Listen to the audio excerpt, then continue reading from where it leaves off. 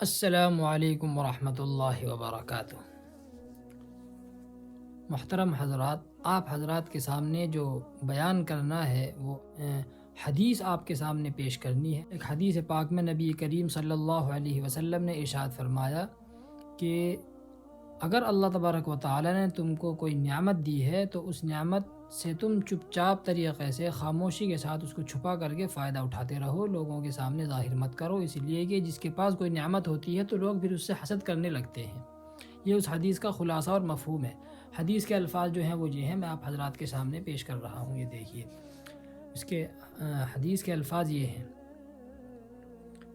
عن معاذ بن جبل قال قال رسول اللہ صلی اللہ علیہ وسلم استعینوا علی قضاء حوائجکم بالکتمان فإن کل ذی نعمت محسود۔ پورا کرو، اپنی ضرورتوں کے پورا کرنے پر مدد طلب کرو چھپانے سے۔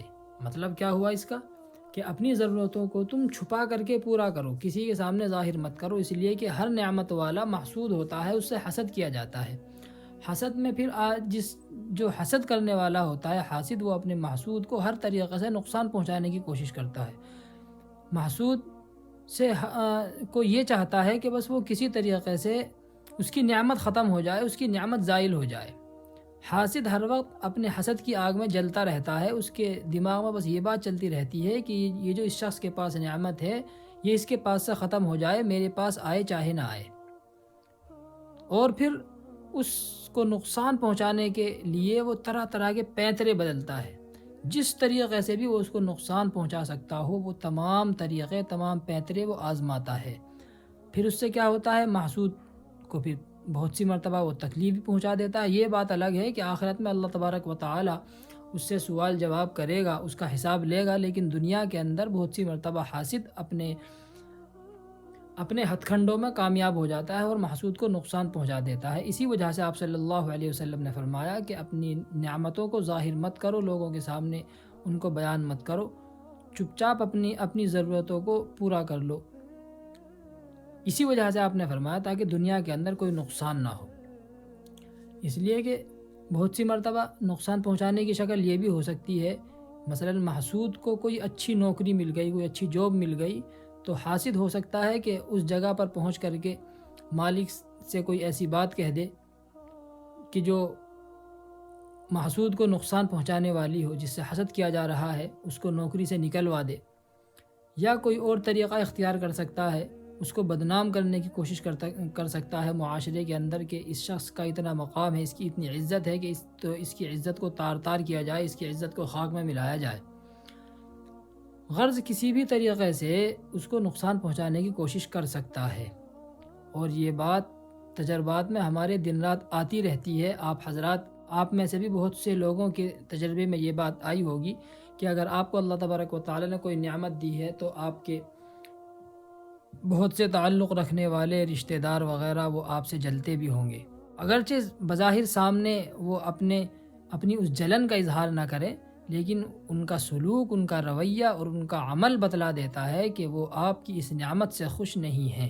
اس لیے اپنی نعمتوں کو پورا کریں، اللہ تبارک و تعالی سے دعائیں بھی کریں، اللہ تبارک و تعالی ہم کو اس دنیا میں بھی اچھی زندگی دے اور آخرت میں بھی اچھی زندگی دے۔ تو اللہ تبارک و تعالی کی دی ہوئی نعمتوں کے ساتھ اپنی زندگی گزاریں، لیکن اس مال و دولت کو، اس نعمت کو لوگوں کے سامنے ظاہر نہ کریں تاکہ کسی کو تکلیف پہنچانے کا موقع نہ ملے۔ بہرحال یہ حدیث میں نے آپ حضرات کے سامنے پڑھی، اس پر بعض لوگ اشکال کر دیں گے کہ یہ حدیث موضوع ہے۔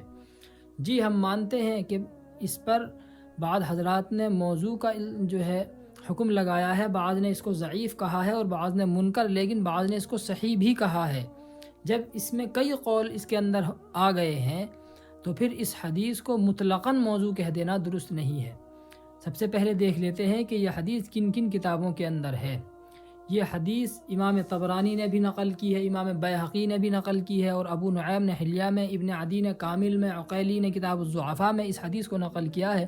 اور اس حدیث کو بیان کرنے والے صحابہ بھی کئی ہیں۔ حضرت معاذ ابن جبل سے بھی یہ روایت منقول ہے، حضرت علی ابن ابی طالب سے بھی منقول ہے، اور حضرت ابن عباس، ابو ہریرہ اور ابو بردہ رضوان اللہ تعالی علیہم اجمعین، ان تمام صحابہ سے یہ حدیث منقول ہے۔ اس حدیث پر جو ضعیف ہونے کا جو حکم لگایا وہ ابن ابی حاتم نے فرمایا کہ یہ حدیث منکر ہے، ابن جوزی نے فرمایا کہ یہ حدیث موضوع ہے، علامہ سیوطی نے اور اسی طریقے سے حافظ عراقی نے فرمایا کہ یہ حدیث ضعیف ہے۔ لیکن سعید بن سلام العطار وہ یہ فرماتے ہیں کہ عجلی نے فرمایا کہ لا بأس به، اس حدیث میں کوئی حرج نہیں ہے، یعنی یہ حدیث صحیح نہیں ہے تو بہرحال اس کے اندر کوئی ایسی گڑبڑ بھی نہیں ہے کہ جس کی وجہ سے اس کو قبول نہ کیا جائے، یہ انہوں نے فرمایا۔ امام احمد نے اس حدیث کو جھوٹا کہا ہے، لیکن ہمارے دور کے ایک بڑے محقق شیخ البانی انہوں نے اس حدیث کو صحیح کہا ہے۔ ایسا نہیں ہو سکتا کہ کوئی حدیث موضوع ہو، بالکل من گھڑت ہو اور اس کو صحیح کہہ دیا جائے، ایسا نہیں ہو سکتا۔ ایسا تو ہو سکتا ہے کہ کوئی حدیث ضعیف ہو اور اس کو صحیح کہہ دیا جائے، یا صحیح ہو اس کو ضعیف کہہ دیا جائے، لیکن کوئی حدیث سرے سے ہو ہی نہ، بالکل من گھڑت ہو، جھوٹی ہو، اس کو کوئی صحیح نہیں کہہ سکتا۔ تو اگر شیخ البانی نے اس کو صحیح کہا ہے تو کم از کم ضعیف درجے کی تو ہے، اور اگر ضعیف درجے کی ہے تو اس کا ثبوت آپ صلی اللہ علیہ وسلم سے ہے۔ ضعیف حدیث بھی آپ صلی اللہ علیہ وسلم سے ثابت ہوتی ہے، اس میں ضعف جو ہوتا ہے وہ سند کے اعتبار سے ہوتا ہے، نہ کہ اس کے متن کے اعتبار سے۔ یعنی آپ صلی اللہ علیہ وسلم سے ثابت تو ہوتی ہے، لیکن سند کے اندر جو اس کے واسطے جو ہوتے ہیں، سند میں جو کڑی جو ہوتی ہے سند کی، ان میں بعض جو صفات ہوتی ہیں راویوں کی، ان میں کمی بیشی کی وجہ سے حدیث پر صحیح اور ضعیف کا حکم لگایا جاتا ہے۔ بہرحال یہ حدیث کم از کم ضعیف کے درجے کی تو ہے۔ تو اس حدیث میں آپ صلی اللہ علیہ وسلم یہی بیان فرما رہے ہیں کہ اپنی نعمتوں کو لوگوں کے سامنے ظاہر مت کرو، ان کو چھپا کر کے رکھو۔